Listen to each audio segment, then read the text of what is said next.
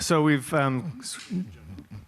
organized the questions and just basically broke them out, and we'll give each speaker a different question here.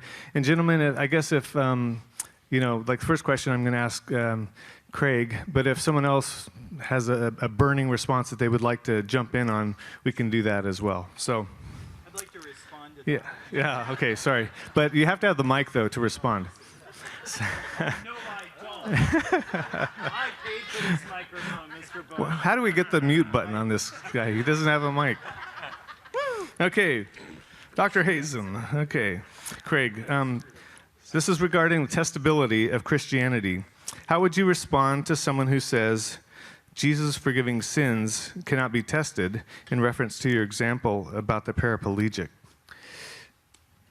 Yeah, So, I think that's exactly the point, that if somebody says your sins are forgiven, we just don't have any physical means of testing that. I mean, you don't go into the doctor in a state of unforgiveness, right? He prays for you, and so you receive some sort of forgiveness. Then he puts you, in a CAT scanner or an MRI machine to find out if there's any physical change. No, there's no physical change going on. It's a spiritual act. The real question is it real? Is it real? Is there a real spiritual world that's been changed through you receiving forgiveness? I think there is. And Jesus wanted us to know that there is, and hence he relates this invisible spiritual act with a physical act in the empirical world that everybody can actually lay their eyes on and see. And as the Greek text says, they were astonished. And I think everybody would walk away from that thinking, all right, maybe this guy can forgive sins. I mean, you're at least one step in that direction after seeing Jesus perform a miracle like that, especially when he intentionally links the activities. Excellent.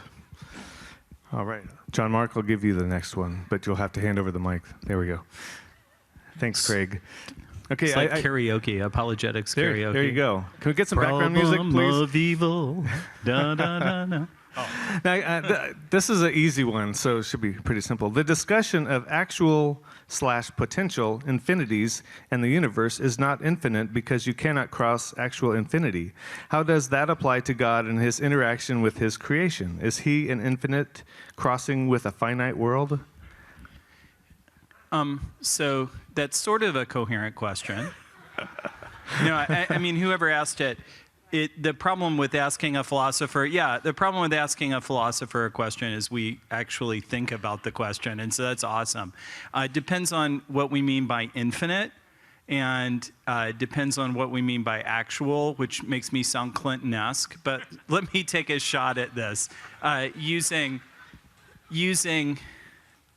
I think, standard meanings for these terms. Whether an actual infinite can exist is itself controversial inside of philosophy. In other words, can an infinite sequence exist? Some philosophers would say yes. I would say no. I don't believe an actual infinite can exist. Let's assume with Aristotle that that's true. In that sense, God is not, obviously, actually infinite. What God possesses is the potentiality to do what God needs to do, or know what God needs to know. Think about it in terms of counting. Does God have to know every number, that would be n plus infinity, simultaneously? That would be to know an actual infinite, 1 through gajillion. Gajillion is a technical term. If you don't have a PhD in philosophy, do not use it. You'll just embarrass yourself, strain some kind of noetic muscle. So God can know a number, I would argue 1, and then from that number, know whatever number God needs to know when God needs to know it. He has the potential to know anything he needs to know in that sequence. But he doesn't have to know the actual numbers until he needs to know them. Does that make sense? Yeah. Well, if you'd like to follow up, if I somehow missed your question, God isn't actually infinite. That would be incoherent. And that's, I started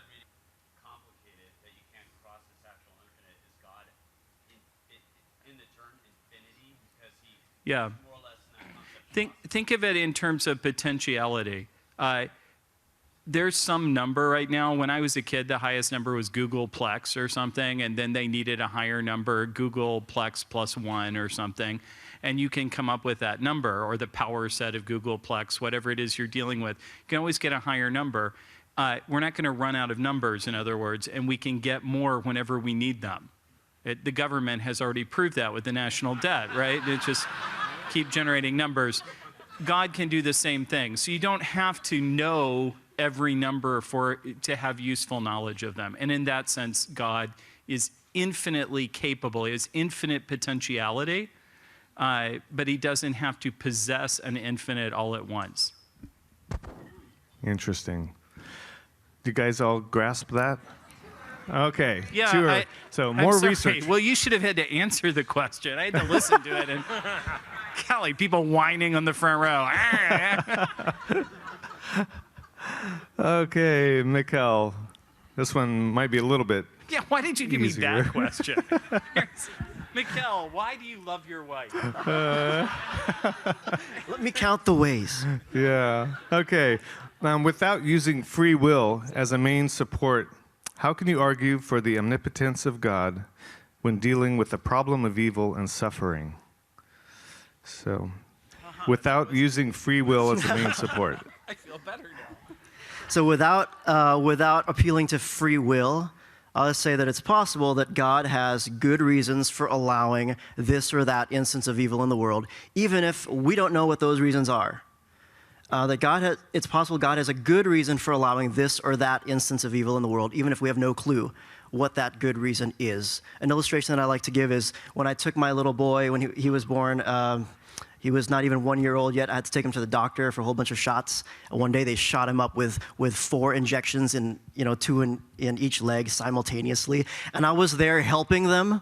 I was holding down my little baby, and while he was looking at me with these eyes going, "Why are you helping the bad people?" And he's crying, and I'm feeling terrible. But I'd rather that he experience some very, very real pain for 2 or 3, 4 seconds. Than for us to go do our missionary work and him get malaria or whatever overseas. Just an example of kind of how God got me thinking about this is like Jojo, my little boy, he had no clue that there was a good reason for allowing that suffering. And I don't think anybody in this world is qualified to say, I don't think God could have had a good reason for that. No matter how bad something is, I don't think we're qualified to say that there's just no way, it's impossible that God could have a good reason for that. Because in order to do that, to evaluate, the evil things that happen in the world, you'd have to say, okay, here's a world where, the actual world, where this earthquake happened, okay?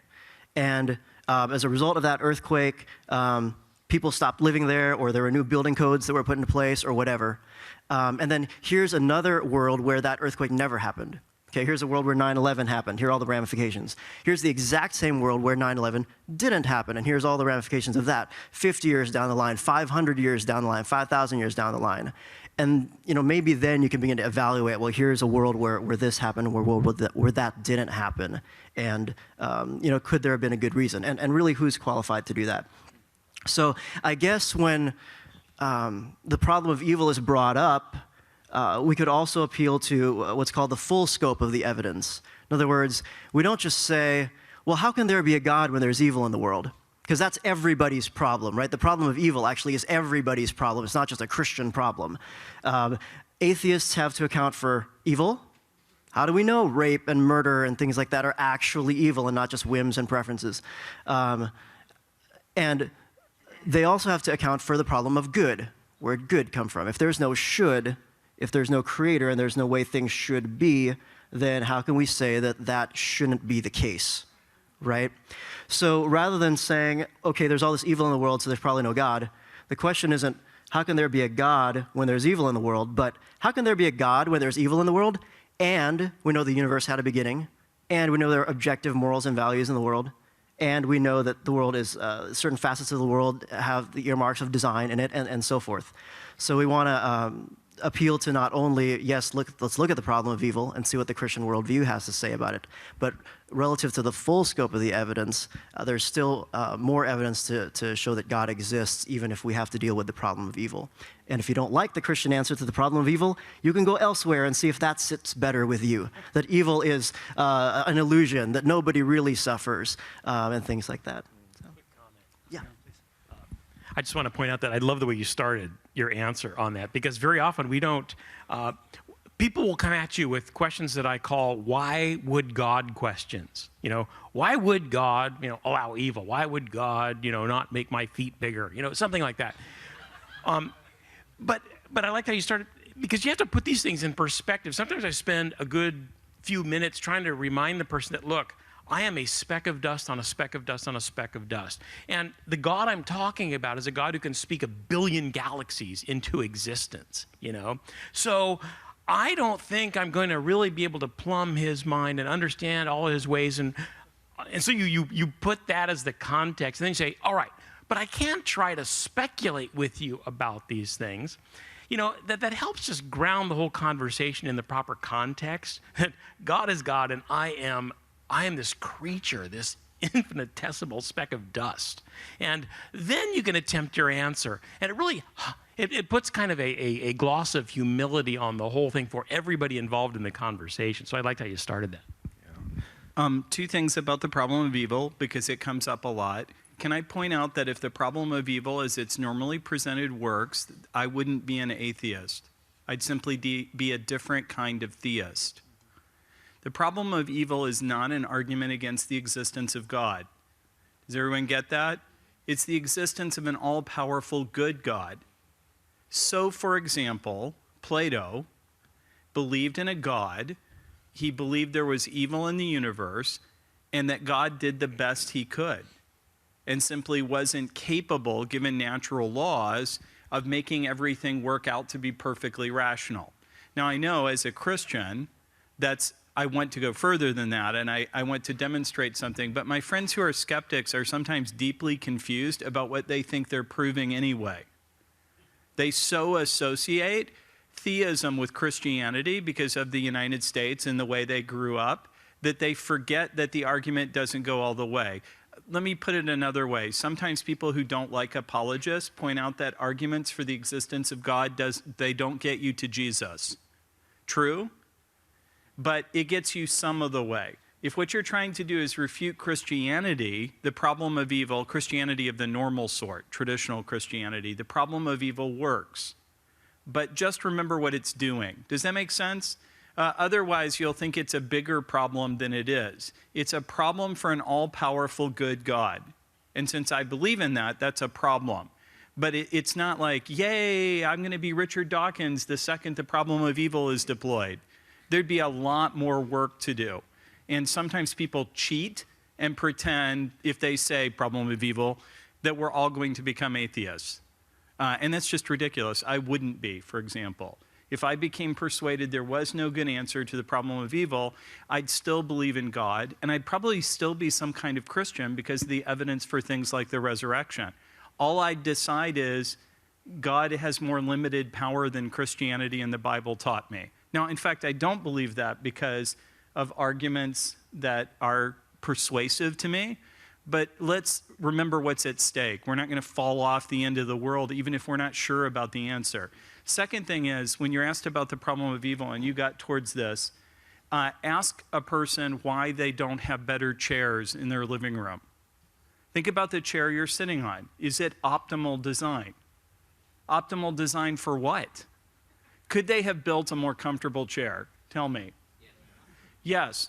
So did the church perversely buy uncomfortable chairs to keep you awake? I mean, here's the point. A better chair for what? Your living room? If they built a better chair and no one could afford it because they put all their resources into chair making so that the church couldn't exist because it had gold-plated chairs, what would happen? And so you always have to ask somebody who claims that the human body is, for example, badly designed. Okay, give me the alternative design plan in a working human being. Badly designed for what? Compared to what? For what purposes? The chair you're sitting in is really well designed for a whole series of complex things having to do with cost, comfort, appropriateness, the ability to move it, the ability to stack it. All those things have to be taken into account, and that gets towards what you're talking about. It's a complicated question, and usually people just say something like this: why did God design the eye so you have a blind spot? Okay, give me someone about your size that has eyes that work better than mine, that also is rational, that uses the same amount of energy, that hears well as well, that you didn't take energy away from hearing or thinking in order to see better, see like a hawk. It's an endless problem. Okay, thanks. By the way, last year we had a whole session on the problem of evil. So the DVD set is worth it just for that session. Of course, Craig and Mikkel's and the other speaker sessions were good too. Mikkel, who was, I forget the name of the speaker last year who did the problem of evil? Clay Jones. Yeah, Clay Jones, that's right. So great one. No. He was hit by a tornado as he walked out. We still don't know why. But we have faith. He still talks even without a mic. It's like on the video you're just going to be... No, that's great, John Mark. Okay, Sean McDowell. Why is intelligent design at odds with Darwin's theory of evolution? Can they both be true? Why is intelligent design at odds with Darwin's theory of evolution? I think to properly understand this question, we have to first define what we mean by Darwinian evolution, and second, what we mean by intelligent design. The difficulty in defining evolution is there's at least 6 different definitions that can be used for what evolution means. So in one sense, if you open up a dictionary, it's going to say evolution means change over time. Right? Well, if that's the case, all of you have evolved, and we've evolved since we've walked into this room. Your beliefs have evolved, which have caused synapses in your brain and neurons to fire, so your brain has changed. You've probably lost cells. If you go like this, you're losing tens of thousands of cells, that very moment. So evolution, evolution simply means change over time. Another understanding of evolution might mean what people would call microevolution, which is a small change within a kind, either a species or a particular kind. So like when Darwin went to the Galapagos Island, they found 13 different kinds of finches. And what they've noticed since then, in the 50s, there was a study where they found that over a period of about a decade, there was a drought, and the beak size of these finches changed about, it was really about a millimeter, 1/10 of a centimeter. Well, there was change and there's adaptation within the finches, but they're still finches. So it's kind of a horizontal type of evolution. There's other definitions of evolution, but the more controversial one is what we call macroevolution, which were common descent, so all living organisms, all life forms, humans and whatever animal we can think of, trace back through natural selection and random mutation to a common ancestor. Now the question is, well, people believed in evolution long before the time of Christ. The ancient Greeks, about at least 500 years before, believed in some kind of evolution, but what they didn't have was a natural mechanism to explain the process. What Darwin co-discovered was the theory of natural selection. So all of Darwinian evolution is based upon nature selects instead of an intelligent being selects. It's an unguided, purposeless process that's driven in nature, not an intelligence that's behind it. Now, the problem is intelligent design, on the other hand, says that you can look within nature and see marks that an intelligent being has been present, whether that's in the fine-tuning of the universe, whether that's in the DNA that's in the cell, or what Michael Behe has famously coined the bacterial flagellum in his book Darwin's Black Box, is that there's actually empirical signs of evidence within nature. Now, how that process came about, intelligent design proponents will debate and disagree about this. Some, like Paul Nelson and our very own John Mark Reynolds, are intelligent design proponents, but young earthers. You're still a young earther, right? You can actually, his view that explains his book out there, 3 Views on Creation, goes into this in depth, and it's a great book to kind of explore the different views on this question. I saw it on the table last night. So people in favor of intelligent design might take an old Earth, they might take a young Earth view, but they all agree that there's empirical signs of an intelligent agent who has worked within nature. Darwin's theory says there's not empirical signs of intelligence, at least within the biological world, because it's all come about by a natural, unguided process. Okay, so in a sense, I think to say that God used evolution is like saying an intelligent being guided an unguided, undirected process, which is really an oxymoron. Now, you might say, well, what if God set the process up and just kind of shielded and guided it? Now, what do you have then if he did that? You have an intelligent agent. So the question is not common descent. If we all trace back to a common ancestor, but that's a guided process, then Darwin's theory is false. Okay, so what this means is that all the fossils in the world cannot prove Darwin's theory. This is a powerful point. All the fossils in the world, if you had a chain from, A all the way up till, Z, every single step, that might show there's a common ancestor, but it doesn't in itself explain the mechanism of how we got from A to Z. Either that's a guided process or that's an undirected process, and the evidence in itself cannot adjudicate between one or the other. So I think the bottom line principle is Darwin's theory was, he said there is no design. I forget the exact quote. Maybe you would remember it. He said there's no more design in natural organisms than basically the wind. It's just a purposeless, unguided process. And yet intelligent design says there's a mind and there's an intelligent agent behind this, although we might not know exactly how this intelligent agent operates. Now, to be fair, there's a philosopher, he's not bad, called Alvin Plantinga. Maybe you heard of him. Actually, I'm just kidding. He's probably one of the leading Christian philosophers today. He has a book that came out, I don't know, maybe 3 or 5 months ago about science and religion, where the conflict really lies. He makes the argument, he believes that Darwinian evolution is consistent in a way with theism. So he would take a different view than I do, but obviously he's wrong. So no, I'm just kidding. I'm just playing. So you might find a little difference on those particulars, but I think there's a tension between this undirected, purposeless process that Darwinian evolution understood, at least as people like Dawkins defend it, and between the idea of an intelligent agent acting. There's a tension there that makes it really difficult to fit, not to mention the biblical difficulties and the scientific questions as well. So. Excellent. Thank you. Back to Craig. Could you please explain the scorecard again between Jesus and Muhammad? Yeah.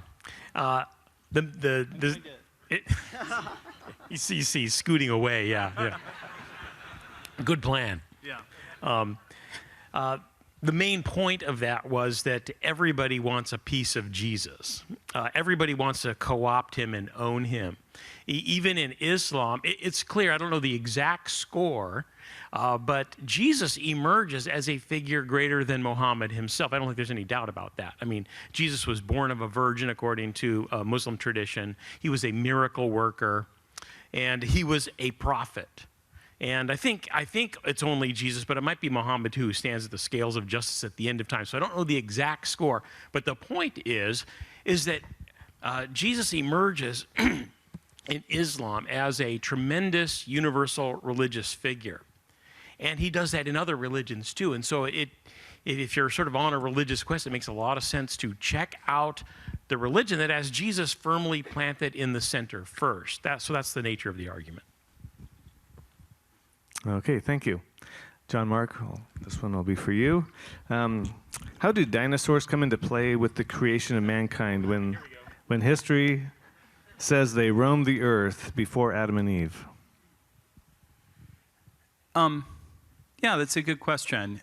Usually the person who asks that question either worries about this themselves or is trying to do a gotcha so that Christians will look silly. So let's step back and ask ourselves what we care most about and what we care least about. I'll get to the answer in a second, but I often get asked questions like, how did Noah get all the poop off the ark? He's floating around.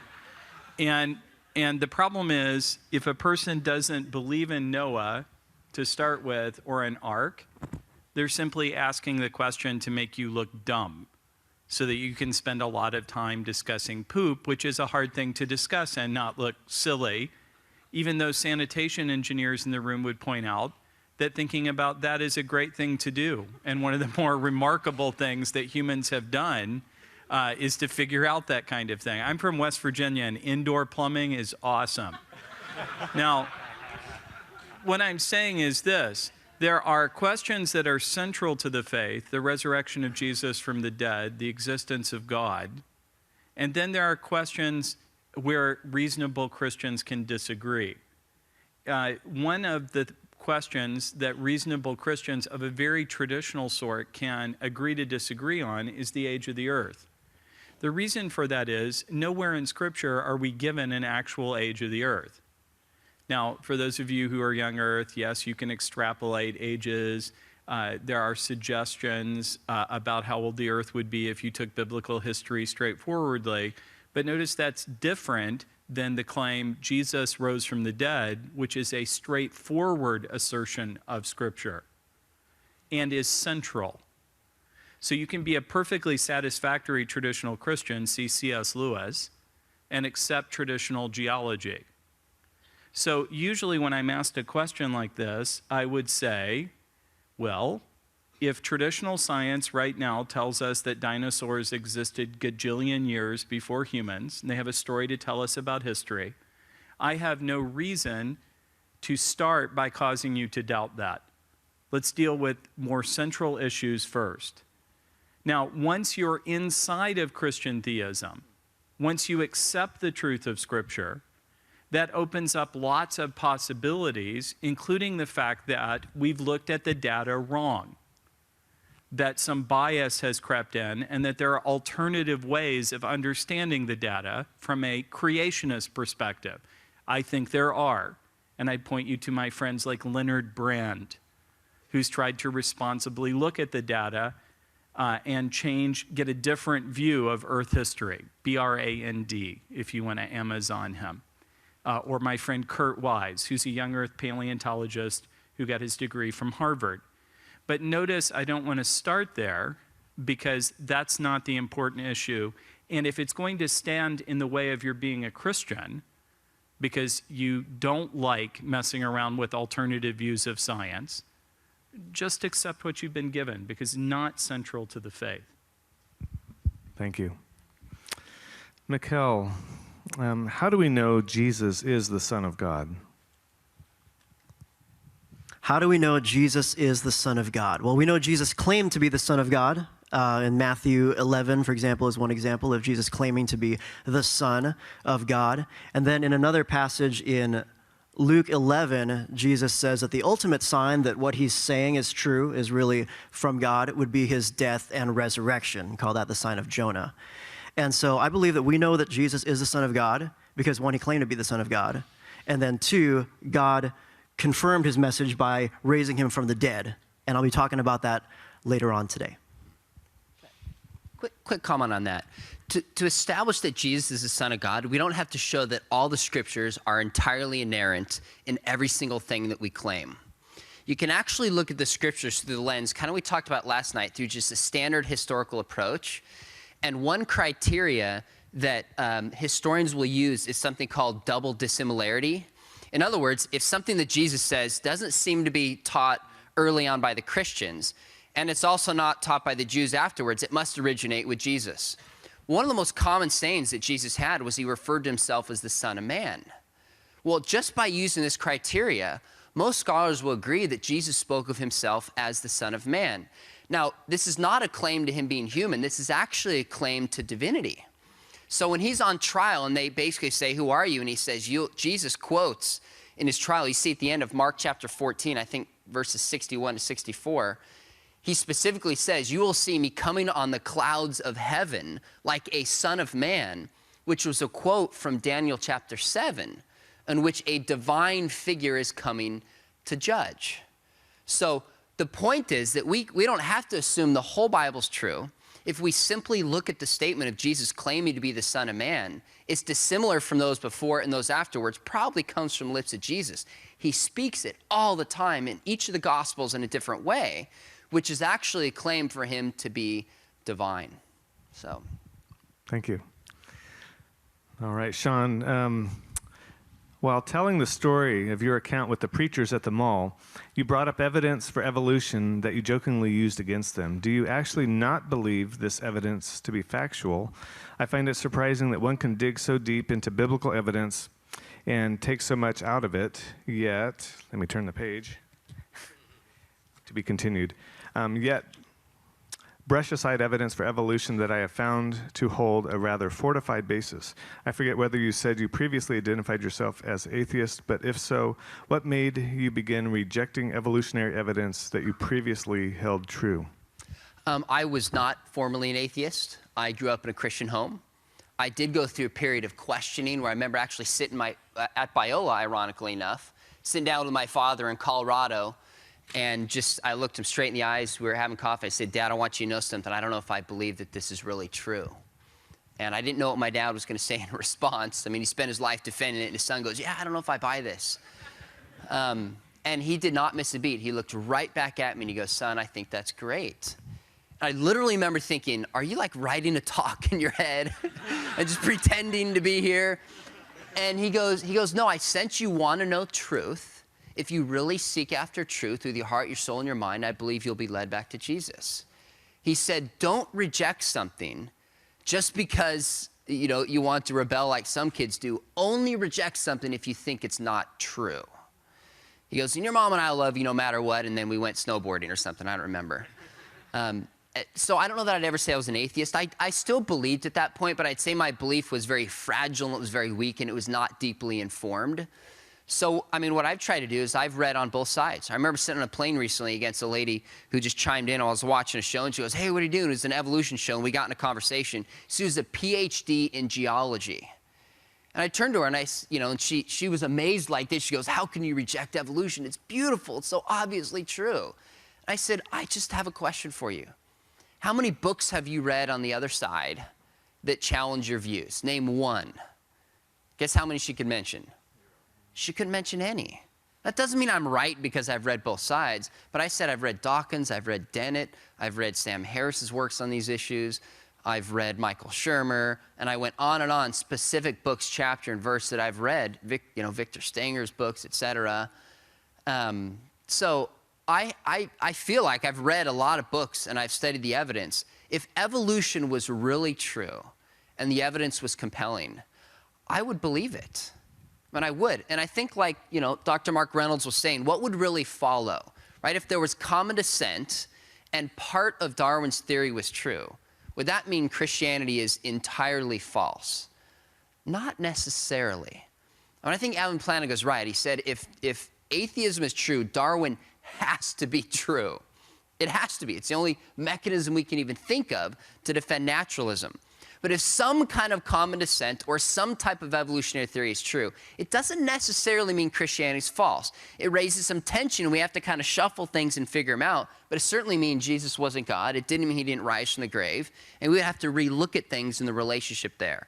So I mentioned the evidence like DNA being 99.5% similar. I hear that charge all the time, but it's really not true. I mean, really what happens is if people take a certain part of the genome that's actually used for sequencing proteins, then those between humans and apes is something more like maybe 90 or 95% similar. If you take all the genome, then it's probably half of that.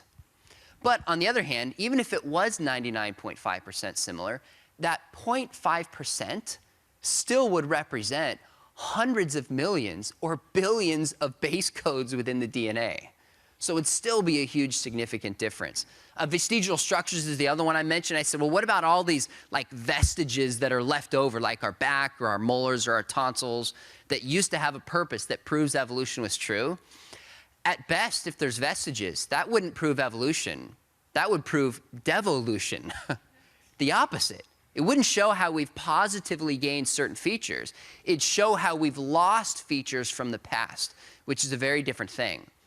Now, if you go back in time and you look at the list, I saw one early in the part of the 1900s. They list all these specific things they say have no function, and they prove that evolution is true. Guess what they found? All of them, or almost all of them, they found purposes within the human body. And the most recent one is DNA.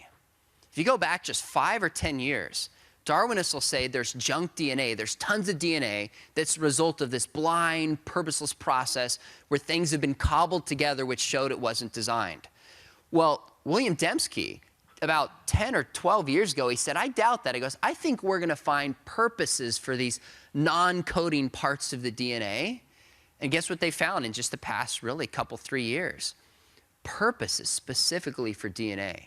And if that's interesting to you, Jonathan Wells has a recent book. I forget the exact title, something like The Myth of Junk DNA, that came out this past year.